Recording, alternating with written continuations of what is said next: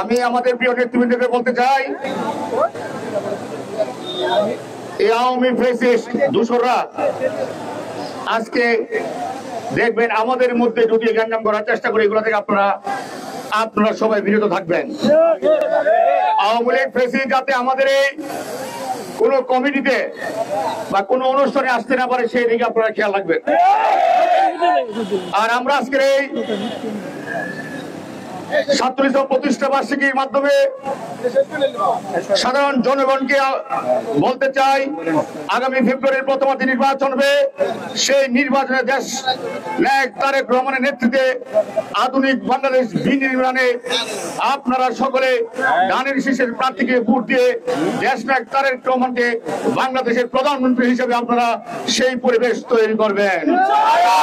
ফেব্রুয়ারিতে নির্বাচন না দিয়ে আর কোন বিকল্প রাস্তা নাই।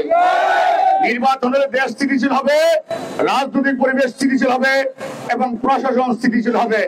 আর রাজনৈতিক সরকার ক্ষমতায় না থাকলে দেশ টলমলে থাকে, কোনো জায়গায় সমন্বয় থাকে না। সেই জন্য আজকের এই প্রতিষ্ঠা বার্ষিকীর মাধ্যমে প্রশাসনকে বলতে চাই, আপনারা দ্রুত লেভেল ফিল্ড তৈরি করেন এবং ফেব্রুয়ারির প্রথমার্ধে যে নির্বাচন দিবেন ঘোষিত সেই নির্বাচনের পরিবেশ তৈরি করেন। জনগণ দীর্ঘ 15 বছর যাবত নির্বাচনে ভোট দিতে পারে না, সেই ভোট দেওয়ার আকাঙ্ক্ষা নিয়ে কাজ করছে সকলে ভোট দেওয়ার জন্য। আগামী দিনে সকল আন্দোলন সংগ্রামের কাফেলায় সরাইল উপজেলা বিএনপি পরিবার ঐক্যবদ্ধ আছে, ঐক্যবদ্ধ থাকবে।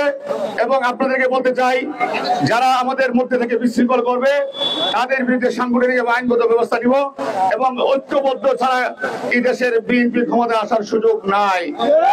ঐক্যবদ্ধ থাকতে হবে। বিএনপির বিরুদ্ধে নানাবিধ ষড়যন্ত্র হচ্ছে, সেই ষড়যন্ত্র থেকে সকলে সজাগ থাকতে হবে এবং আগামী দিনে সকল আন্দোলন সংগ্রামে আপনারা যোগ দিবেন সেই প্রত্যাশা ব্যক্ত করে আজকের সভা ইতিমধ্যে সমাপ্তি ঘোষণা করে আজকের এই আলোচনা সভা সকলকে ধন্যবাদ জানিয়ে সমাপ্তি ঘোষণা করছি। খোদা হাফেজ।